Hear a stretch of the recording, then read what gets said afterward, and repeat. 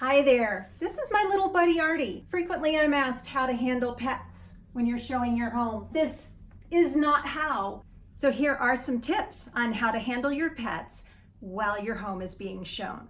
First of all, as much as possible, minimize all evidence that you have pets. Sadly, not everyone is into pets. Some people also have allergies. So clean quite thoroughly.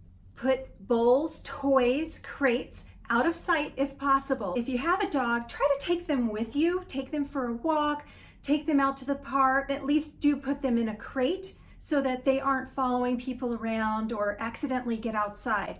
With kitties, the challenge is a lot of times they're harder to move, but at minimum, always have clean litter and try to keep that litter box over in a laundry room out of sight where the bowls and the litter are not out in the common areas of the home, which could be a turnoff to some people. Then at minimum, have them contained to one area of the home. Make sure that your agent knows whether or not they're allowed in or out.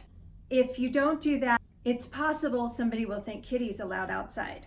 If you would like some recommendations of great pet boarding, which is another option, please feel free to reach out to me. And if you have any other questions about real estate, I am Erica Wiggins with the Wiggins Group, and I am happy to answer them right here.